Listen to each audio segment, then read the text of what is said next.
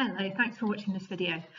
What I'm going to do today is take you through the whole of this topic, which is the final topic on the spec for Year 1 Christianity.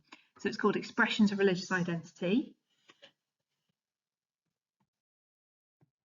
There's essentially three areas that you need to know about. So they can ask you questions on baptism, Holy Communion and mission. So this is fairly straightforward. I'm just going to take you on a little tour through all of these things. I'm going to go quite fast. So if you're finding that there's too much information or you're struggling to keep up, just pause the video, take some notes from the slides, whatever you need to do. But hopefully it won't be too bad. Okay, here we go. So specifically, this is what questions will be set on. So within baptism, there's two denominations you need to know about: baptism in the Catholic Church and then in the Baptist Church as well.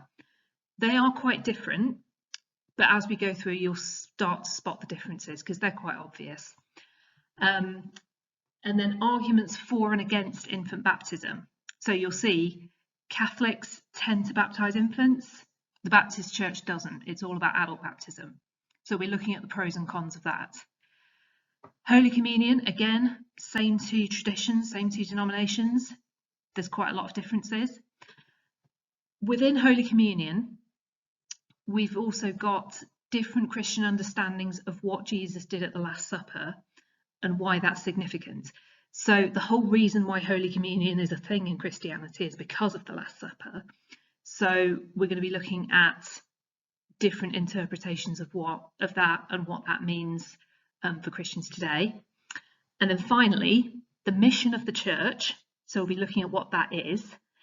And then developments in ideas of Christian mission from the early 20th century to now. So in other words, how it's changed over time. That could definitely be a question. So that's what our focus is going to be. Okay, so let's look at baptism first. For Catholics, it's a sacrament, so that's an outward sign of an inward blessing. Infant baptism versus believers' baptism, that's something that we've got to have a bit of a debate about. There's various understandings of why baptism is done. So for some, it's about following what Jesus did. For some, it's about original sin. For others, it's more about just welcoming somebody into a Christian community, whether that's a child or an adult. And then the last bullet point here is these are just some things you would see happening. So again, this is going to depend on whether it's a baby being baptized or an adult being baptized. There's loads of videos on YouTube showing what happens at infant baptisms and adult baptisms. So if you've never seen one before and you want to see what happens, that's a good place to start. Okay, so using water in a ritual, particularly a ritual of welcoming, is a thing across lots of faiths. So we get it in Judaism, we get it in Islam, we get it in Sikhism, and obviously we get it in Christianity too.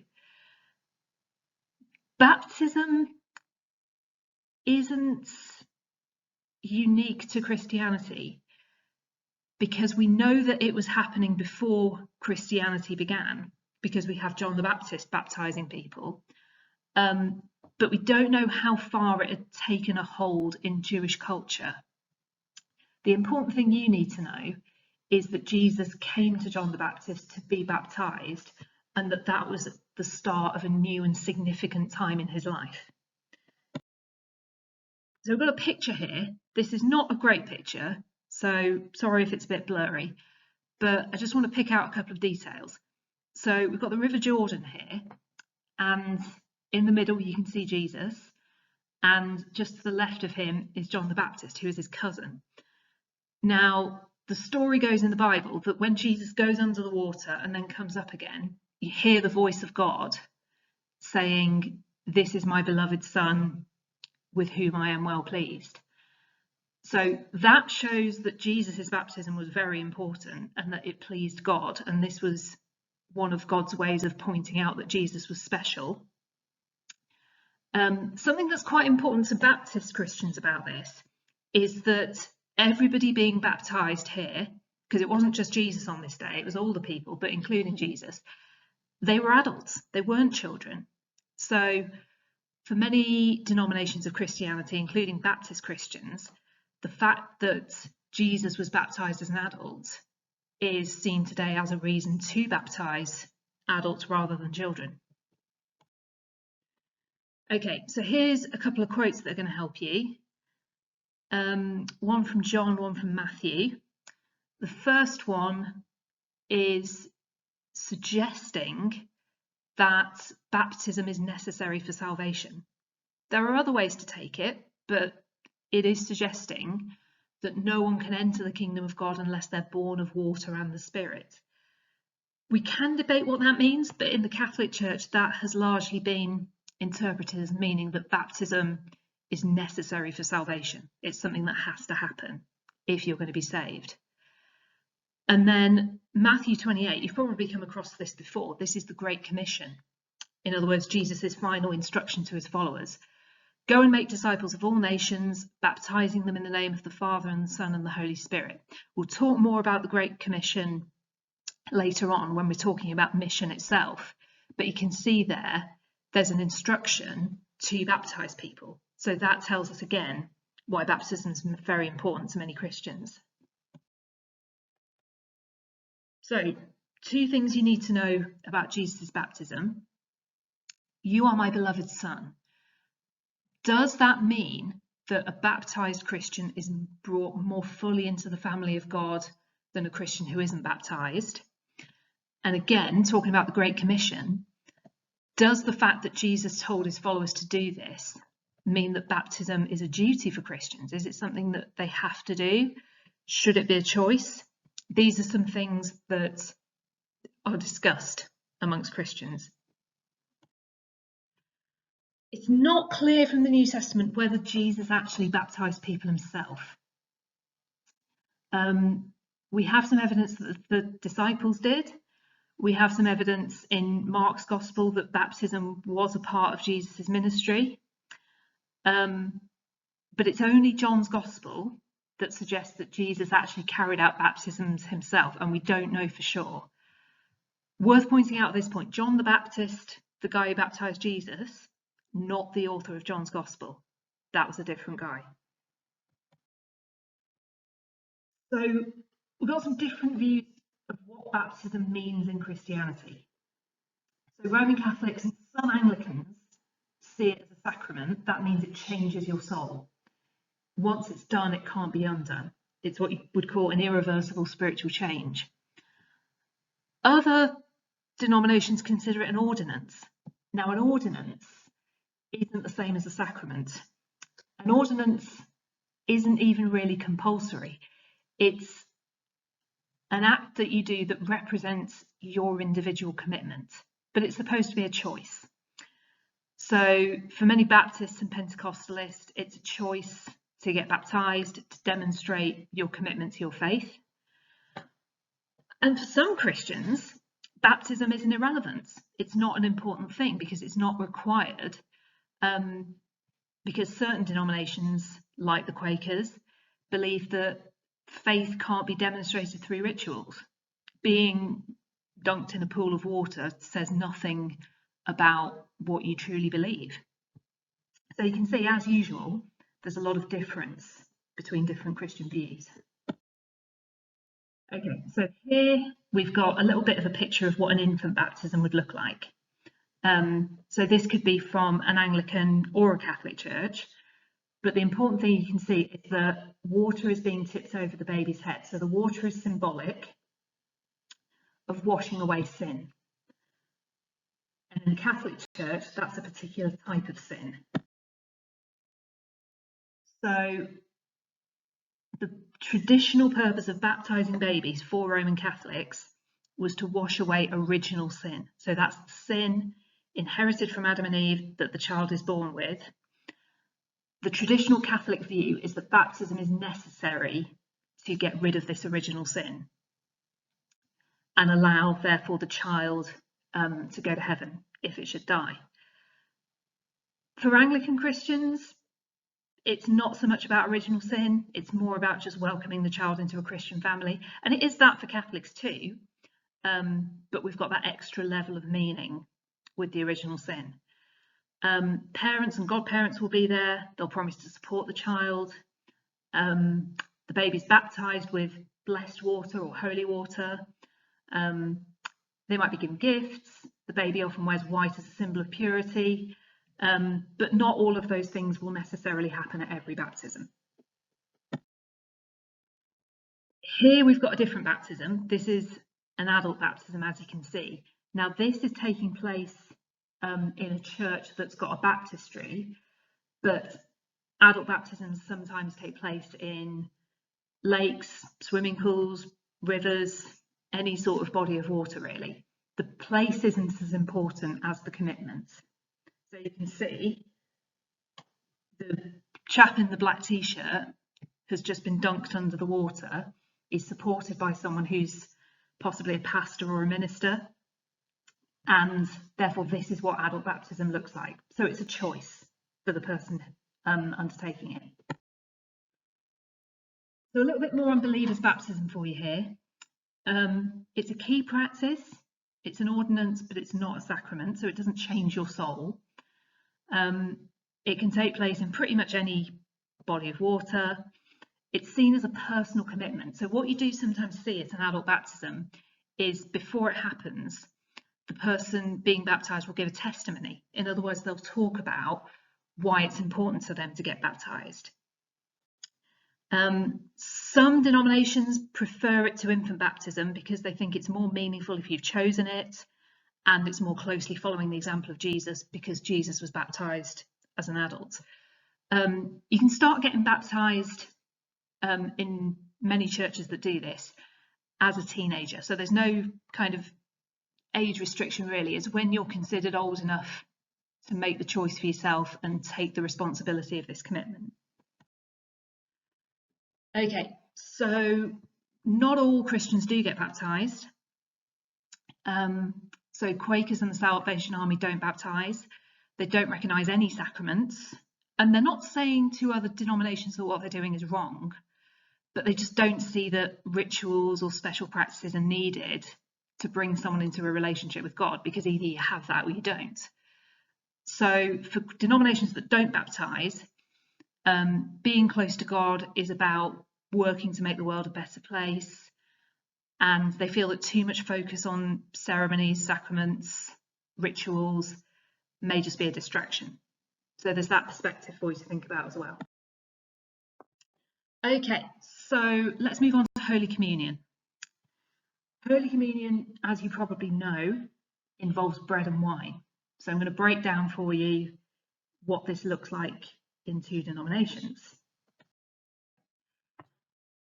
So again, it's a sacrament for Catholics, but an ordinance for Baptists. This actually helps a lot because a lot of the beliefs for Holy Communion are the same as for baptism. Holy Communion is known by lots and lots of different names. So you see it called the Eucharist, you see it called the Lord's Supper, sometimes you see it called the Mass. As long as you understand that it can come by different names, you don't need to remember them all. It remembers the sacrifice of Jesus. It follows the instructions he gave at the Last Supper. So when he said, "Do this in remembrance of me," that's what led to this becoming a ritual of Christianity. Catholics and Baptists, as you can probably imagine, do it differently. So this is what Roman Catholic Holy Communion might look like. It's also known as Mass. So again, it's a sacrament, and it happens a lot. So in very busy Catholic communities, Holy Communion will be available every day, but you can't just rock up and receive it if you're not a Catholic, so not in communion. So the criteria for receiving Roman Catholic Holy Communion is that you've received other sacraments of initiation. So your First Communion, your confirmation, that sort of thing. It's consecrated by the priest. So the bread and the wine are made holy by the priest, who is always a man, and they invoke the presence of the Holy Spirit. So they call down the Holy Spirit into the bread and the wine, and the bread is actually known as the host. This process is known as epiclesis. If you can remember that word, great, that's a bonus, but it won't appear in a question. Here's the tricky bit. Okay, so Catholics believe in something called transubstantiation.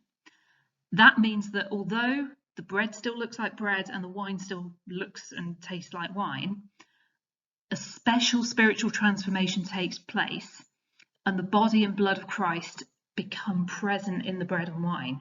So you are literally taking in the body and blood of Christ. It will still look like bread and taste like wine, but Christ is in those things. That's what transubstantiation is, and that's unique to the Catholic Church. Holy Communion in the Baptist Church is different. It's often called the Lord's Supper. What you'll see in Catholic Holy Communion is the bread will look like little round wafers, and it will be given out to people one at a time. They'll usually go to the front and receive it from the priest or from a helper, and everyone will drink from the same cup of wine. That was tricky during COVID, but that's more or less come back now, I think. In Baptist churches, it can be different. So you can see this is actually quite common to have little cups for individuals, and it's sometimes passed round. It's sometimes you go to the front and get it, but it's generally less ceremonial. So it's an ordinance, not a sacrament. It's a sign of individual commitment. It's not very frequent. So most Baptist churches will do it every so often, but not necessarily every Sunday. It's a symbolic reminder of Jesus at the Last Supper. You don't have to have been initiated to receive it. Anyone can have it, even little kids can have it. Sometimes it will be non-alcoholic wine for that reason. It's quite common to read this little bit of 1 Corinthians, which you can see here. So again, this is just recalling Jesus's instructions at the Last Supper. So the reason it's the 1 Corinthians bit is because this was Paul reminding the early Christians of what Jesus had said. So you get this in the Gospels, and then you get Paul reminding people of it. So what we need to talk about now is the significance of what Jesus did at the Last Supper.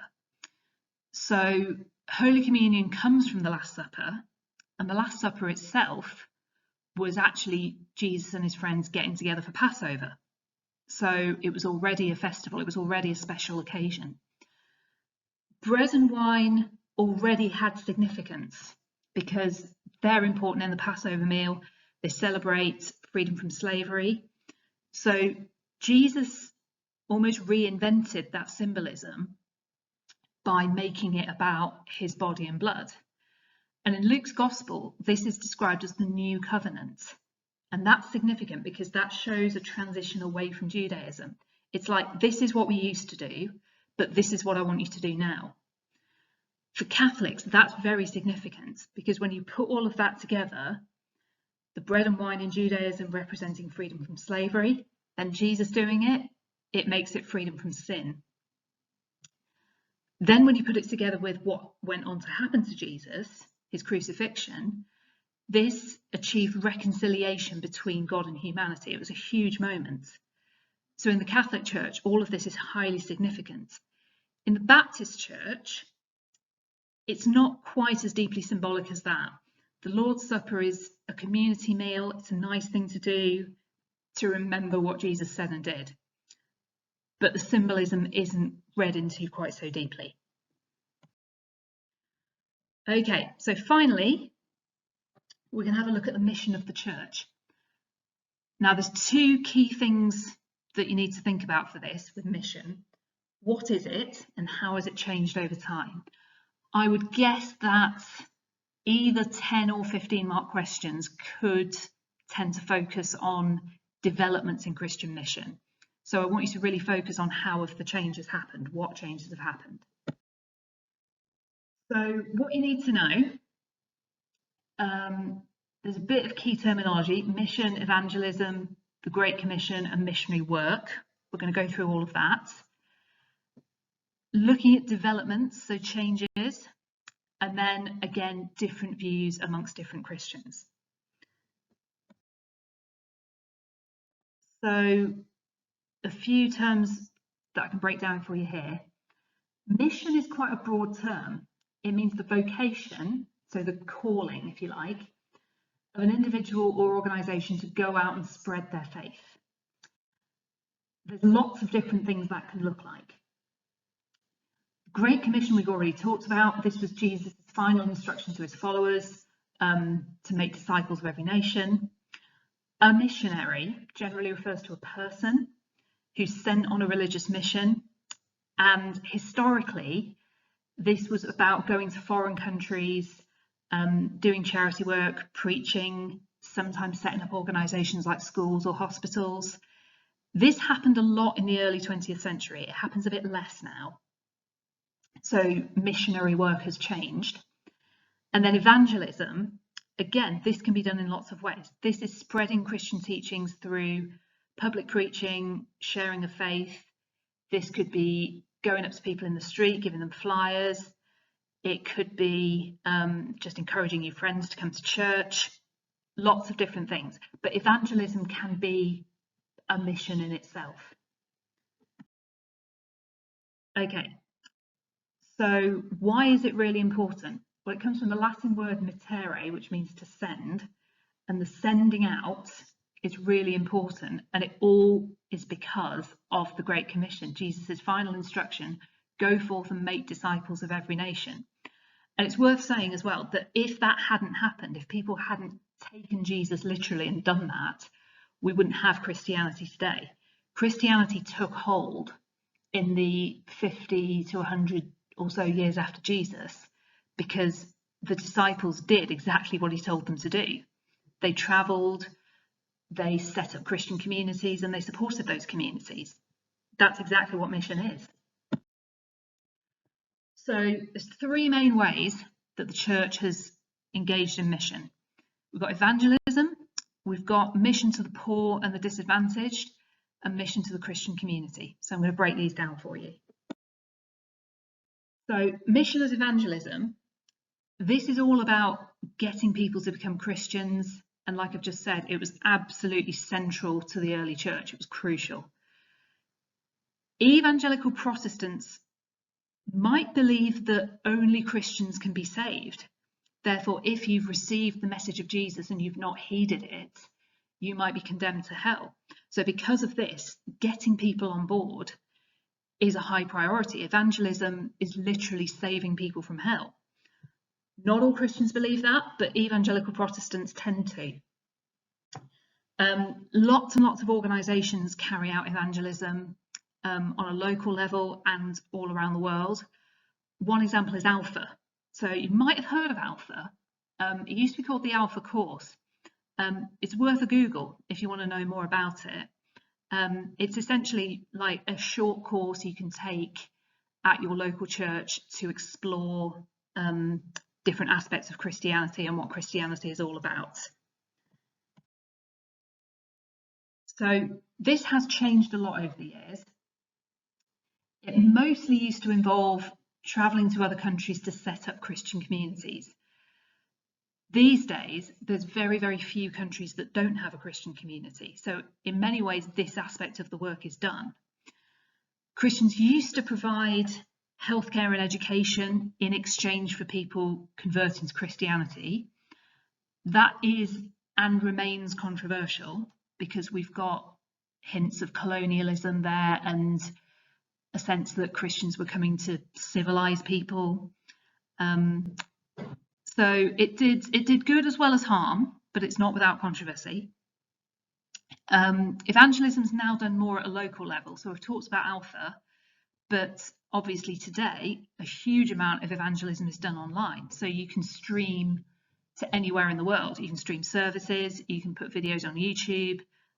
You'll find a lot of evangelism actually on TikTok. So it's everywhere. And obviously 100 years ago it couldn't be online. Now it is. Missions to the poor and disadvantaged. This is essentially the church trying to help people out.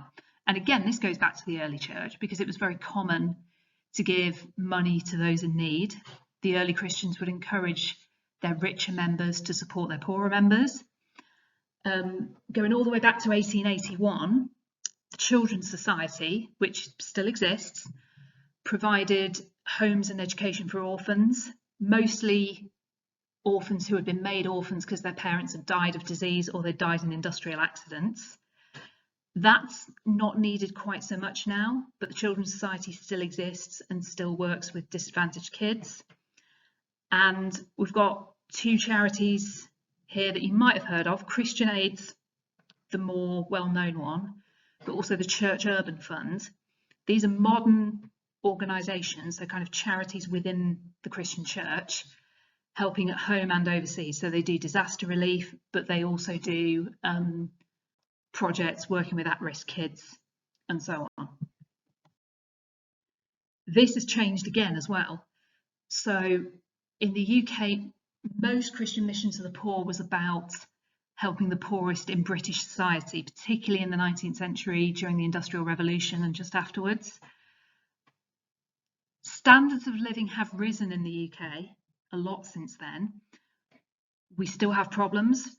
At the moment, we've got a cost of living crisis, and the church will be working on that as well. But there's a recognition that actually other parts of the world are much, much more worse off. So the focus has shifted there a little bit. Mission isn't just about giving money, it's also raising awareness, campaigning for all kinds of social justice. So lots of Christians came out with Black Lives Matter movement. Lots of Christians are campaigning for refugees to be treated humanely. They're campaigning for ends to modern slavery. All this can be seen as mission, so it's not just about money. And then finally, mission to the Christian community. This is day-to-day looking after the people in your congregation and around you. So this looked like, in the early 20th century, setting up lots of new churches because populations grew very quickly in cities like Birmingham. Both cathedrals in Birmingham are from round about the 20th century because that was when the need arose for churches to support big new populations. Today, it's still about what's sometimes called church planting, so establishing new churches, new communities, but it's more now about building bridges between different communities and denominations. When we get this kind of working together between denominations and between other religions, this is known as ecumenism. So the adjective form of that is ecumenical. We'll come across that more in another topic, but I'm just introducing it for you here. So how this has changed? It used to be about making sure there were enough churches to go round. There was enough churches and enough priests to serve everybody's needs. You probably know that church attendance has dropped very dramatically over the last 100 years. So now there's probably more than enough churches to go round, and the church is having to change tack slightly. So now mission to the community is more about getting people back into church by meeting them where they are, by meeting their needs in some other ways. So again, we'll learn about Fresh Expressions in another topic. Fresh Expressions is a program run by various churches to try and reach people who perhaps need childcare, or they want to meet people in a way that isn't all about worship. So maybe they'll run cafes, they'll run exercise groups, stuff like this. And it's through that that they get people on side and then start to talk to them about church. And more we're seeing cross-denominational churches, so ecumenical churches. There's two that I could think of straight away. There's one in the textbook, which is in Milton Keynes. It's called the Church of Christ the Cornerstone. And that's a intra-denominational church. So different denominations use that church at different times. If you've ever been to Coventry Cathedral, the Chapel of Unity is also a great example of this. That was designed to be a place where Christians of any denomination could come and worship either separately or together. Churches largely do see mission as important, but again, there are some that don't.